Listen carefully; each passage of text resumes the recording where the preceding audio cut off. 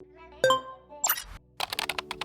Interesting centralization problem, right? In a yeah, that's decentralized exactly world. what's happening is that there's these economies of scale for centralization, and they're using that massive distribution to kill innovation. So we need somebody to kill Amazon. Peter Saddington, your big game hunter. And guys, we have our sights on someone special today. Only a mother could invest in this idea. Made this like super artistic. That is actually absolutely correct. And that's a very, very astute assessment, actually. True startup story, guys. You got it. Your company just got seed round financed. Congratulations. You're going to the moon. But now you have to scale. You found great talent out in California, New York, Georgia, and even Eastern Europe. So what communications platform will you be using to ensure your international team is always aligned? Well, the answer is easy. Slack.com for Teams. We've used Slack for all of our previous startups, and they've supported us in tremendous ways. And we want to give them a thanks today for supporting vchunting.com. Did you also know that Slack is a great tool for personal use? Yeah, I use my own personal Slack channel to drop in documents, notes, to-dos, and follow-ups to ensure that my workflow throughout the day is right on course. I promise you, if you try out slack.com for personal use, you'll end up using it for your team as well. Go to slack.com to check it out.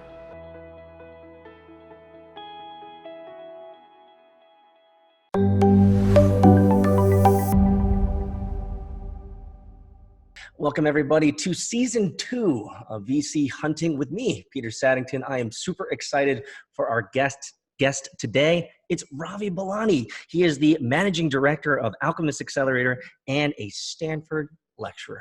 Thanks so much for being on the show, RAVI. Thanks for having me, Pete. It's an honor. Well, doing a little bit of digging about you, you're a great communicator, so I'm really, really excited about what we're going to talk about. But first and foremost, let's just start from the beginning. Give us a little bit about your background and how did you conceive of Alchemist Accelerator?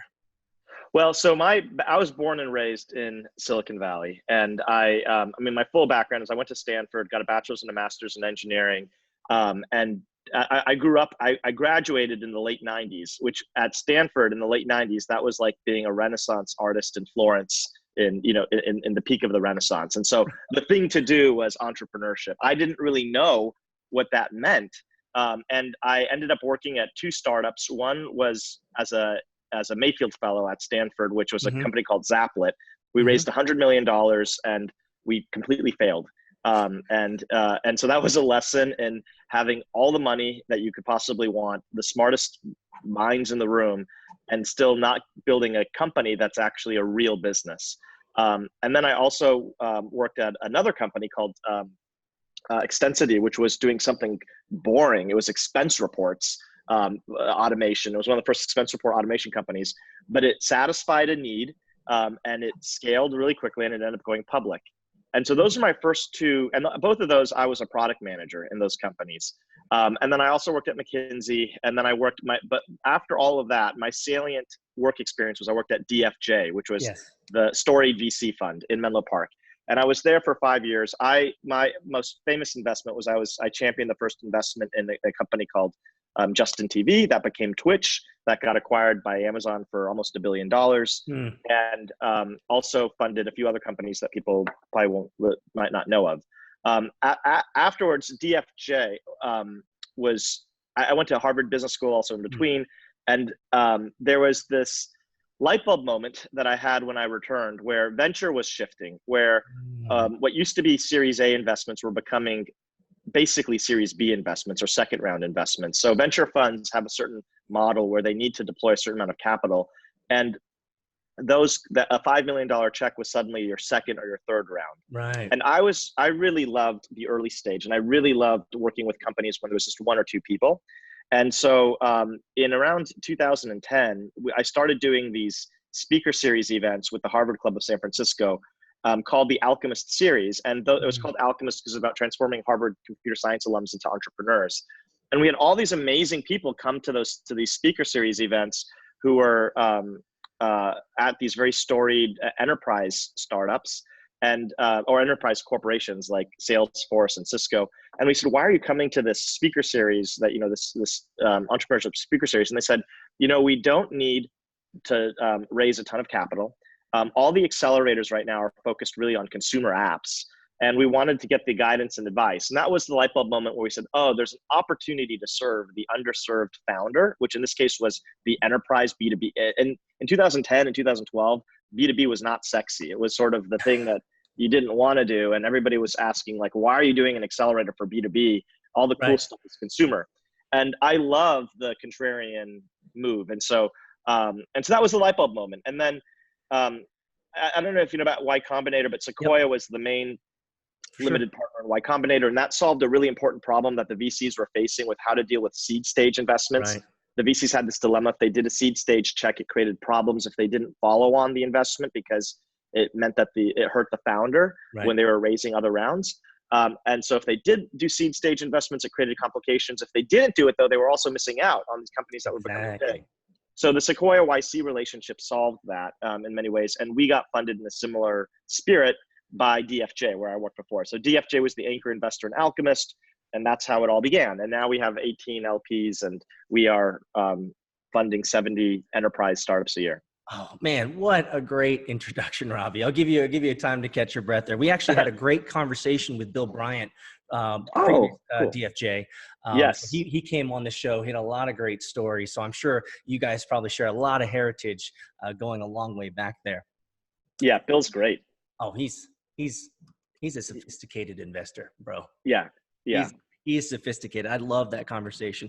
But man, Ravi, you talked about so much, and there's really a lot that I'd love to unpack here. Okay. The first thing that you said is that the first fund that you raised, $100 million, it failed. Talk to us. I mean, there's obviously there's a lot of specifics that happened throughout that, but what would you say is the biggest reason that you failed? Was it partly because of your participation, being the first time, fundraiser? Was it lack of experience, or were there other variables involved? So that was a company, not a fund, just to clarify. Okay. So it was $100 million, and it was a startup. So it was a single company. Okay. And that's an absurd amount of capital to raise for. Yeah, you get all the beanbags for that. Yeah. So, but the big lesson for that was basically what that company was doing was like Google Docs in 2000 and 2001. Okay. And the idea was a good one. And I think the big lesson was that you can raise a lot of money if you pitch a big vision. And that was the big learning that I had from that experience. Was there was a big vision that was pitched about changing the way collaboration would work. And because of that, we raised a ton of cash. But at the same time, we ended up not getting product market fit. And so, the big lesson I think from that whole experience was, before you build your product, validate that the need exists and validate how you need to design it to exist. Because ultimately we had a big vision, but no killer app. So, and this was in 2000, 2001. And so, and I think it's amazing how, because of the way fundraising works, you can receive more money than you deserve. And that will also put you down a certain track. And then also the converse is true. You'll have amazing founders that are doing so much more than other founders, and yet they aren't able to crack the nut on getting institutional capital. And so because it's a private market when you're doing fundraising, you can create these illiquid things. But the big lesson was timing. The most important issue, I think, for fundraising. Something you can't control.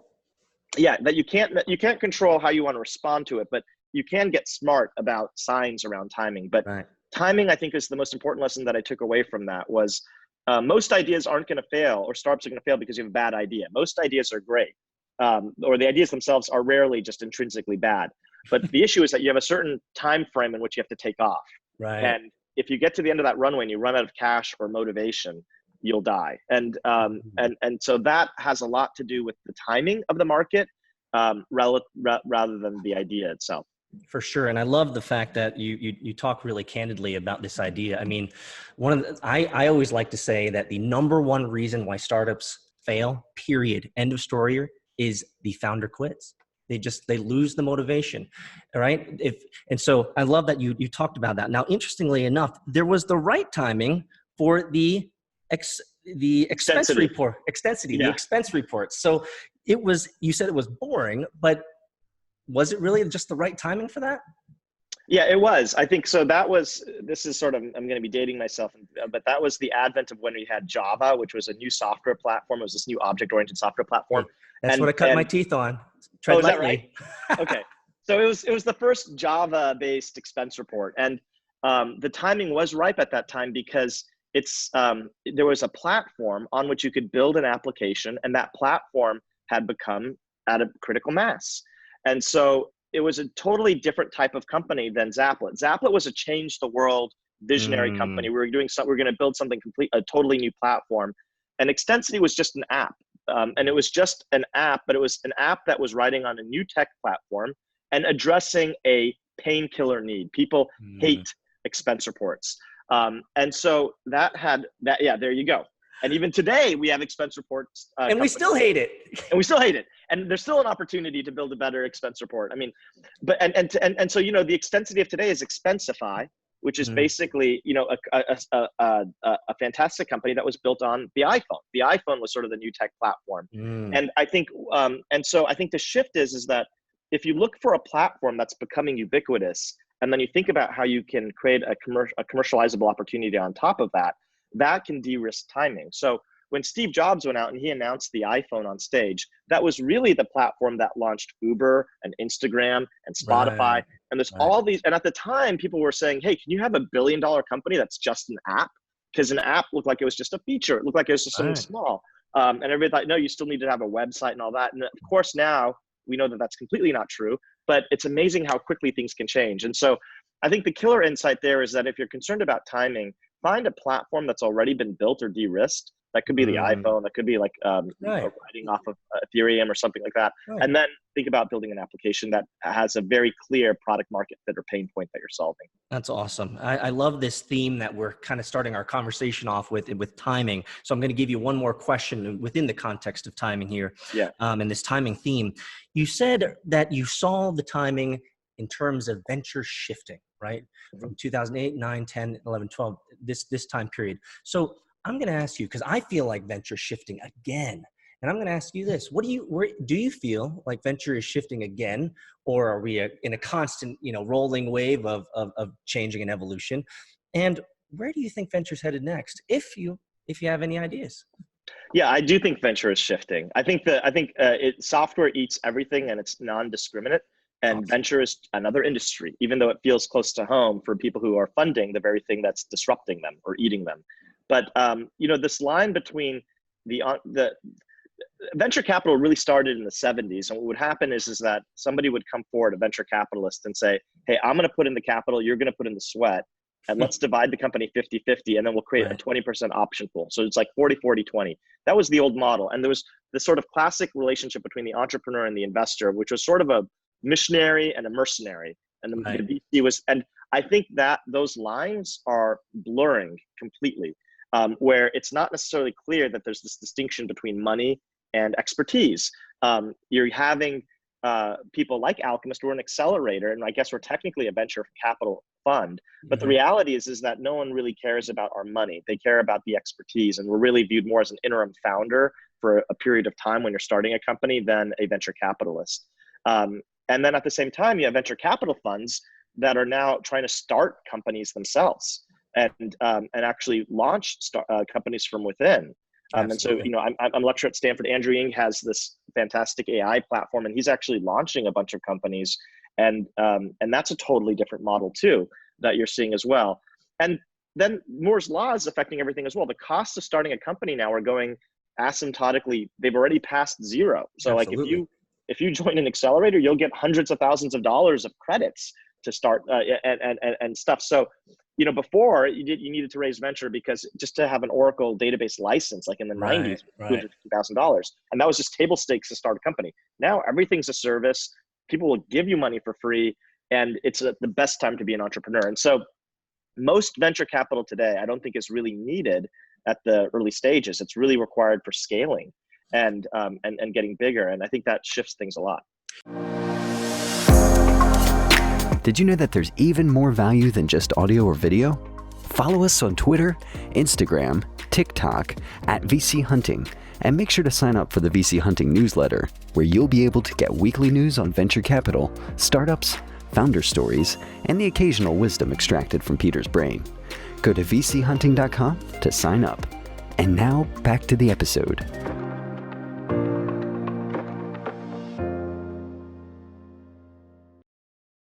You know, what's really validating about what you just said is I've been talking with a lot of venture capitalists. Obviously, they've been coming on the show, but behind the scenes, I ask a lot of questions about the internals of what's going on. And you've really hit on one of those ideas, which is a lot of venture capitalists are realizing that it's a commodity what they have. It's money, right? And so differentiation, number one, is important. And secondly, a lot of them are doing internal group huddles with their fund and thinking about productization. And so I really think there's an opportunity to disrupt, quote unquote, disrupt the venture capital world with intrapreneurship within the venture fund itself.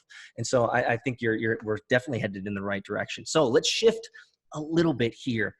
As someone who has had over 300 startups come through your accelerator, I mean, you have to be really proud of what you've been able to achieve and be able to be part of the narrative and stories of all of these great startups. So the question that came up kind of in my gut as I was researching about this is, how do you stay grounded? How do you stay grounded, Ravi, with all of this success around you and all the hype and, you know, potentially momentum investing? And how do you stay grounded and stay within reality and say, hey, there's still all of the basics here. We need to make sure that we do our diligence and all the fun stuff and make sure that we choose great investments. How do you stay grounded with all this success around you, Ravi? It's actually easy. So I am proud, but that's not the first word I use or I think about. I'm very humbled. So honestly, I every day am just humbled by the quality of the founders that join our community. And every time and so really the success has nothing to do with me. I mean, I am the catalyst in some ways. I'm like the flag, but there is a whole team of people behind me that really run Alchemist and are really responsible for how great many of our companies do. And I mean, just to give you a sense, we have a network of 3,000 mentors. There's 90 that are our top faculty mentors. Our core team right now is around 17 people of the operational staff. So it's not me that has to support those 300 companies. There's a whole set of people that come and you're a proud papa though. No, I'm a proud papa. Okay. So the reality is that the companies that take off are phenomena, and you see them and you're just like, this is an amazing wave to surf. So we've had companies like Rigetti, which is a quantum computing company. They've raised $120 million, or launched Darkly, which has raised $80 million. And those companies, once they hit a certain criticality, they really take off. And it's again that combination of product market fit and timing, where you get these tsunamis, and you're just a witness to it, and you're a witness to it because individual, even the CEO, can't take credit for what happens because it's a combination of the market and the tech. Right. For every one of those, and the timing, and the timing. But for every one of those, I see phenomenal founders who are working incredibly hard, who hit the end of that runway and they don't take off.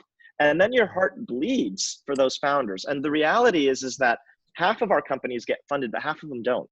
And my heart is the softest for the companies that are doing crazy things. So still better than the average VC fund. 50-50 is still better than the average VC fund. Yeah, but we're defining success as raising their first round of capital, so getting the $2 million raise. But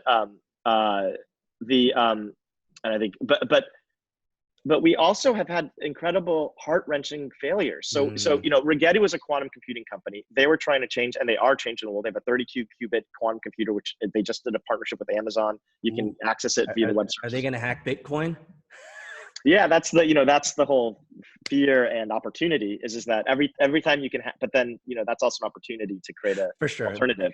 And I do think that's a whole fascinating other discussion we can have. I do think we won't go into that right now, but I do think that there's other models that will be very disruptive. But for every quantum computing company we also have some amazing. We have a company right now that's building an antimatter engine to go to Mars. It's the next SpaceX team, and that company is still trying to get to that that critical shift.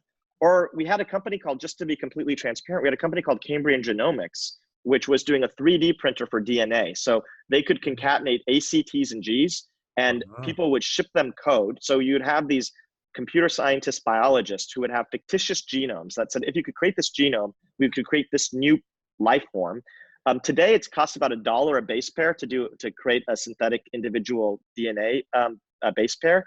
And so DNA strands are like billions of strands, so it costs billions of dollars. They could do it for a penny. So their first product was a new life form. Like their first product was a fluorescent plant that you could read under in India if you didn't have access to electricity. I think I saw that on like TechCrunch.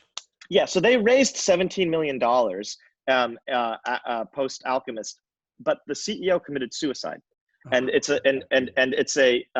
one of these, Shakespearean tragic hero situations where the very thing that made him a genius, his resolute certainty of seeing the world in a different way, also put him down this path where he just thought that the only option for him was to end his life.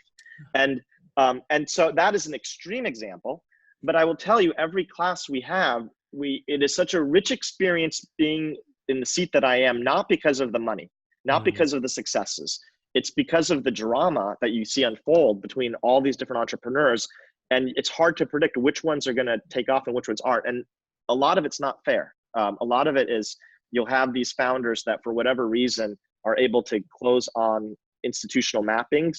And then at the same time, you see the exact same founders who went through all the same steps of getting into Alchemist, going through the whole process, doing all the hard work, and then they don't take off. And so your heart can't help but feel, but go out for those founders. So I honestly am more and more humbled. And even today, I feel like I know we've done a lot, but I always feel like there's 10 times of extra stuff that we need to do because of those founders that don't take off. That's awesome. You're speaking in a lot of terms that resonate with me because I'm a father. I got 2 kids. Are you? I'm not. I don't have any kids. Okay. I've got nephews. But yeah. You got nephews, but it's resonating with me because a lot of the stuff that you're saying really, I mean, we see the same thing with our own kids. We see them rise, we see them fall. We want to support them. We're there when there's the terrible moments of life and the variables of life hit them, but we're also there to support them when they're being raised up and they're doing great things. So I think you probably have the makings of a great dad, Ravi. Thank you. You should get it done, bro. But let's move on. You're clearly comfortable in the gray. You're clearly comfortable with working with so many of these intellectuals, great and smart people. And so here's a question around that. What is being in the B2B space as long as you have and trying to serve that environment and that market? What is the B2B idea that you wish someone would build? Have you ever considered that? With all these ideas flying around, what would be the one B2B idea that someone really needs to build? Well, I think the big, so the real answer to that is that's going to be something that none of us can conceive of. It's going to be something that none of us predict. It's going to come out of left field, and we're going to be like, "What? That is a crazy thing." But maybe like an app to a platform or something like that. What's a major feature that needs to happen in B2B? Well, the big existential threat with B2B right now is Amazon, Google, and Microsoft. Is the fact that they're building effectively like the IKEA or Costco of B2B innovation. So what's happening is that they're building these big clouds. Yeah. They don't need to make any profit. And so if there's a killer app that comes out in B2B, they just roll it into their cloud services and they cut the price, and then you get killed as a startup. It's an interesting centralization problem, right? That's exactly what's happening is that there's these economies of scale for centralization, and they're using that massive distribution to kill innovation. So we need somebody to kill Amazon or to kill, if that's really what needs to happen in B2B. The way that you can do that is either by going after verticals. So you can, so this is not but you can, Amazon and Google, these are all generic horizontal cloud platforms. But if you lock in a vertical, any industry, it could be the beauty industry, it could be plumbing. But the idea is you go in and you build the enterprise communication or any enterprise productivity app for that vertical. And then you layer on services above and beyond what you're offering to lock in that whole vertical. Amazon and Google can't touch you because the network effects that you build around that vertical will be incredibly strong. That's one generic model.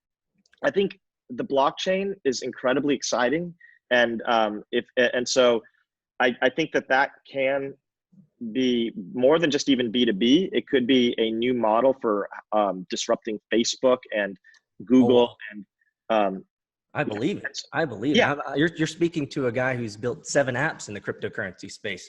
I didn't expect you to know that, but so I've been in this game a long time. So you're speaking to a huge cryptocurrency Bitcoin enthusiast and supporter here. I love it. I love it. I think the decentralized space is. I'll just speak plainly. I believe the decentralized space is going to fundamentally change and challenge the world and the technology of the future and how people transact, engage, and live. And so it's every company that's using basic old tech stacks better watch out. Decentralization and decentralized DLT and all that stuff. It's coming. I completely agree. And I think that's always the exciting thing, is to think about, everybody always presumes that the incumbent players are here to stay. And then we're always proven wrong. And it's always a question of that you're thinking like, oh, Facebook, they're just all these dominant players seem so strong and dominant. And I know that they will not be the dominant players in 10 years. And I do think that the next layer is not going to be something incrementally that's going to kill Facebook. It's going to be a totally new platform. And I do think the blockchain has the ability to change how we view trust and security and distribute all that in ways that will deal with a lot of the issues that people are having right now with these centralized mega players. That's the existential threat for innovation right now and so go after and build an alternative that's better for the world. So I have to ask you this question then, because this is obviously a hot topic in the kind of the fringe of blockchain and the mainstream, if I were to put it that way. Libra coin, Facebook's cryptocurrency. Let me give you a little bit of context. I did a video on this previously. I believe that the largest banks, actually International Monetary Fund, the IMF, all the banks, they need to be scared. And the reason is because Facebook now has 3 billion customers, 3 billion banking customers. What do you think about Facebook's Libra coin? No, I think it's again one of these incredibly powerful and threatening technology-driven innovations that's going to be really hard to displace. I also think that it's contributing to, I don't think it's going to be the sustainable coin, because I think the very nature of a blockchain, the reason why it's so exciting is because you're federating the ledger. And so I think it's just antithetical to have a major institution control that.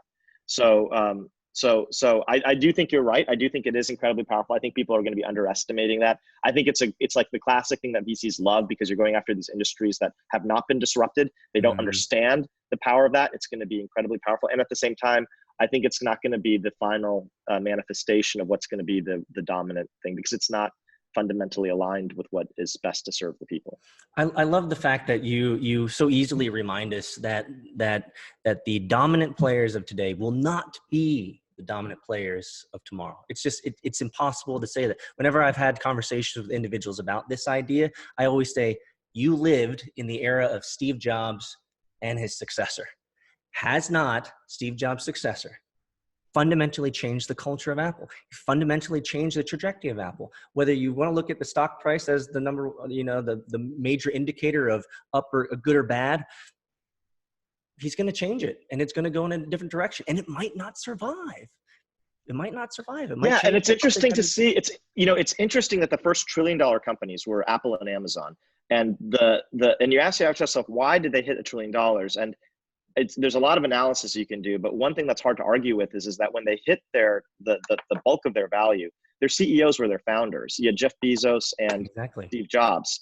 And now, and there's something to be said about that. And that's a significant shift that's happened in Apple. Amazon obviously still has Bezos, and Google's just recently transitioned their founder away from CEO of Alphabet. So I do think that there's something powerful about a founder that can have the earned authority of a company to move it in a certain direction. And then once you lose the founder, I do think it's a very significant shift. So I think there's that. And then I think even if Steve Jobs was still there, I think, I believe in the power of the insurgent next generation, and because I think there's going to be just forces that will be orthogonal to Apple and Facebook to try to copy, that will force a cannibalization of their Well, business model. So. considering your business model at Alchemist Accelerator, obviously you support the underdog. So I have a couple more questions here, and then we can round it out, brother. This has been a wonderful, wonderful conversation. We do a little bit of digging here. On September 24th, 2013, ooh, we're going back, Ravi. In a TyCon 2013, you, around the 17th minute, you gave some advice on why not to pivot. You said, quote, not a big fan of pivoting and opportunistically finding success. Rather, stick to your gut and convictions. Do you still believe this today? Or I do. So I don't. Changed? I've said this in the past, and maybe I should reword it how I said it because I did get some flack for it. But I don't like people that are trying to be a founder because they like the idea of being a founder. But they like the lifestyle of being a founder. And this is sort of a bit controversial. I said this. But I'm going to interject. They don't know what being a founder sucks. It's a lot of work. I mean, I would know. So I'll let you continue.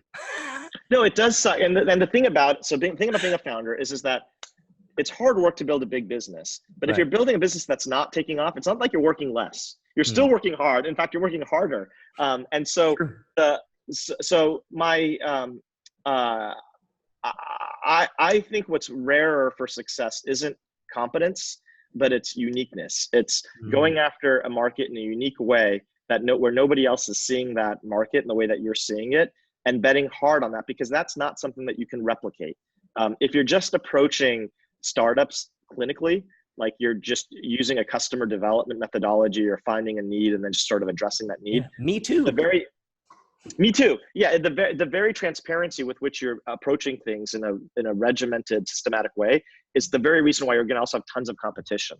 And so I do think a lot of it is timing. And if you really believe in a market, if you stick at it and you believe in the fundamentals, when that shifts, you're there to ride the wave. And part of the issue with pivoting is that I would rather if you did pivot, I don't want you to pivot by saying no to what you're doing, but by saying yes to something else that you're so excited about. I see. And I think there's this danger of just being in this culture of fumbling towards victory. Like, oh, I'm just going to be an entrepreneur.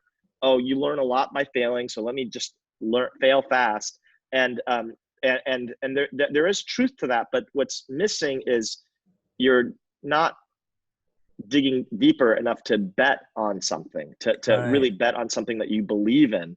And that belief is going to be your biggest currency. It's what's going to get people to work for you. It's customers to buy from you and all that. And so if you don't have that, you're missing out on the core currency that you can. And I completely agree. And as a founder myself, as a software engineer, I can tell you it always takes longer than you think to create that function, to create that feature. You have to germinate it. You have to QA it. You have to UAT it. You have to do all these things, and you have to persevere the life of it until it's really a terrible feature and you've got enough feedback from the customers. So I think in the same vein, coming from a technical vantage point, you have to let that conviction go long enough to run its course. Right? That's right. I think what you're talking about is people pivot before they really let things bake. Is that fair? Yeah. That's totally fair. And I think also sometimes you can get in the heat of the moment of just being frustrated and you're not making rational decisions. You're sort of out of frustration or just tiredness, you'll pivot when in fact it's not the rational thing to do. So that's why it's important to take a break, have a peer group of people that you can talk to.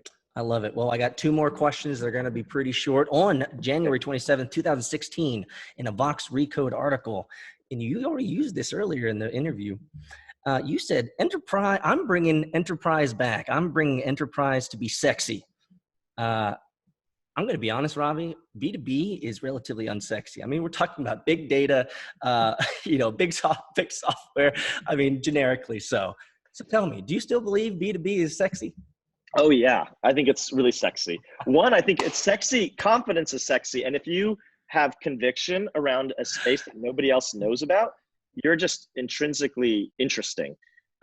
Secondly, what's sexy is controlling your destiny. And in B2B, you can make money from your customers. So if you can bill up front, and if your margins are 75% or higher, I think I've said this before, you don't need to fundraise. You can have your customers fund you. And there's something also interesting about B2B. This isn't for all of B2B, but the difference between B2B and B2C is that your customers, your users might be different than your customers. The people that pay you might be different than the people that use the product. And so you have to also build out a process by which you're selling. And that requires creating a vision that is beyond what the product might be today, because your customers are fundamentally long-term partners. Right. And there's something really sexy about how you sell a vision. You know, in B2C, you don't need to actually, it can all be product, and you don't need to actually. I love it. I love it. And I actually agree. I think I read this somewhere years ago that actually the one of the sexiest things is confidence and conviction. So I think you probably nailed it right on the head. Last question, and we'll roll it out here on November 5th. We're going all the way back, Ravi. November 5th, 2010, you tweeted, "Trying to be Atkins friendly in Italy is like trying to be vegetarian in China." Did I say that? Wow. You did say that. Are you on the Atkins diet? And No. I disagree. I disagree with the vegetarian in China, though. Come on. There's lots of veggies. Do you? Are there? Okay. Maybe, fair enough. No. I this is the bane of my existence, is what to eat, because I'm always confused about how, no matter, I think right now I'm hitting a certain age where I just gain weight, whatever I do. But I've given up on Atkins. Now I'm very much into veganism. I'm not. Okay. I don't want to say I'm a vegan, because somebody else a future Pete will come back and ask me about it. But I do believe in plant-based diets, and I advocate those for people. I'm a plant-based diet myself. I did not know that about you, and now I respect you even more. I think it's an intelligent decision. Ravi, BELANI, thank you so much, guys. Everyone, you make sure that you find your way over to alchemistaccelerator.com. Check it out. I think Ravi's done such a great job here, giving you a lot of great reasons, if you have some ideas around B2B, to check them out and maybe just apply. Ravi, I loved it. Thanks so much. This has been a life-giving conversation. This is great. Well, thank you, Peter. True startup story time. Guys, as a founder, I'm often asked, what are my go-to tools and technology that I use as I begin a startup? Well, that's easy. One of them is Dropbox. Dropbox is the easiest way to ensure that all your files and documents are synced on all devices, whether it be mobile, your local desktop, or remote. We want to thank Dropbox for supporting vchunting.com, and make sure to get your 30-day trial free at dropbox.com/business.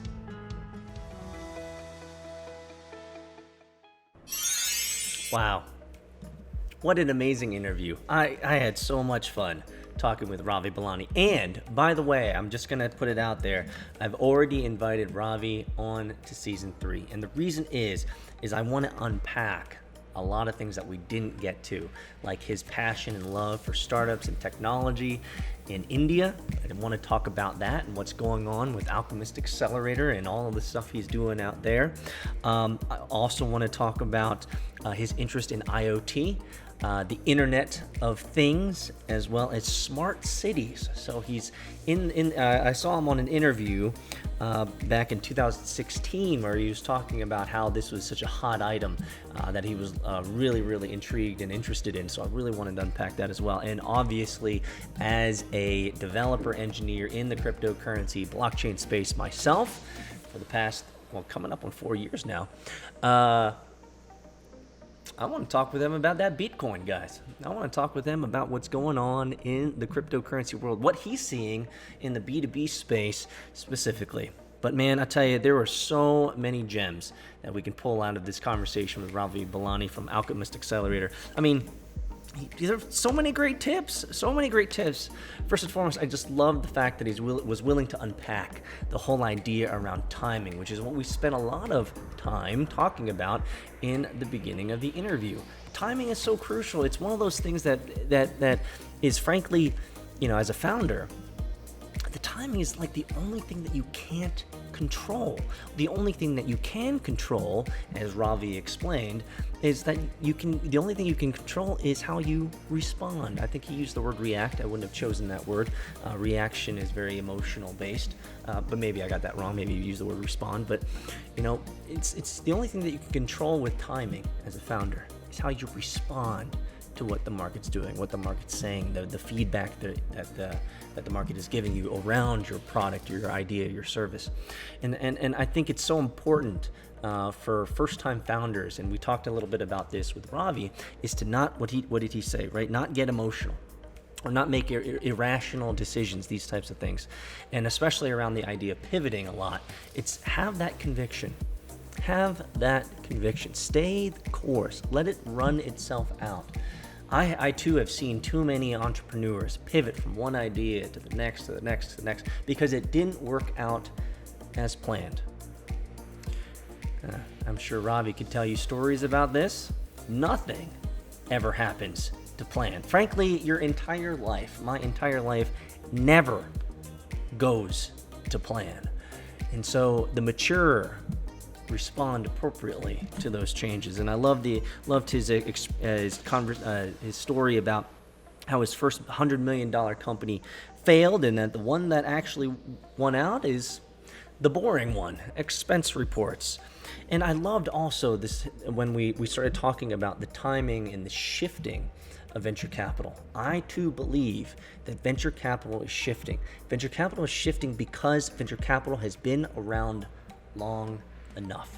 And since venture capital has been around long enough, there are two opportunities, really. Well, one's happened. The first is that VCs have become commoditized. I would know, as a founder, I can get money anywhere. It's all green. Doesn't matter who I get it from, money is green. But what happens is that since the venture capital world has been commoditized, they have to find ways to differentiate. And that is the shifting sands in venture capital now. Venture capital funds are looking into doing more marketing, right? Doing more internal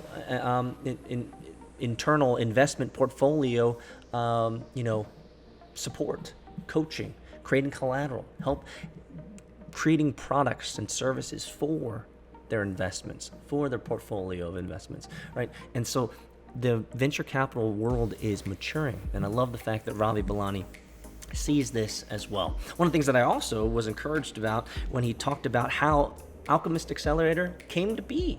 He started his speaking series, similar to what I'm doing here, bringing in lots of different experts to talk about what's going on in startups and technology, and he found an interesting audience.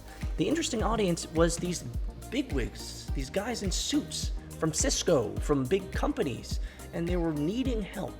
They were needing help with startups. They were needing help finding great talent. They were needing help in the B2B world. So Ravi BELANI found his audience. He found his market by doing a speaker series. I love that. You know why? Because it's validating. This is the third time that I'm doing this type of thing, right? Interviewing lots of people, bringing them in, learning lots, and seeing what will emerge. Who's the audience? Who knows? We have to figure it out. Man, oh man, what a great conversation I had with Ravi. There's so much that I know that we can continue to talk about, but man, I tell you, Ravi makes it pretty fun, and he makes it pretty clear, doesn't he? Enterprise B2B startups, it's kind of sexy. Kinda. Well, confidence is sexy, and conviction is sexy. I also love the fact that he said that in B2B, you can control your destiny. Well, I guess if you are a B2B startup founder and you need some extra mentoring, some coaching, and maybe a little bit of that greenbacks, find your way over to Alchemist Accelerator. Ravi BELANI and Danielle D'Agostado are two people that are there at Alchemist Accelerator, and I've interviewed both. They're great people. Maybe, just maybe, they could provide you, the founder in a B2B company, a B2B idea. Maybe they could help you go to the moon. Thanks so much, guys. I loved this conversation with Ravi from Alchemist Accelerator. If you want more information, if you'd like more information on Ravi BELANI, it's easy. Go over to vchunting.com/Ravi BELANI. Make sure that you sign up for our newsletter. We have big things coming out. We're going to be doing a daily newsletter of news that I read and personal notes. I mean, you're going to be able to see and read what I read and what I see daily, guys. We're going to be doing it daily. And we have a new segment, a new video segment coming up. I'm really excited about it. I did something similar in the crypto space, so some of you guys might be able to guess, but I'm really excited to bring this to venture capital. I think it's something that the venture media world needs. And right now, I'm technically the face of venture media. Guys, We'll see you next time.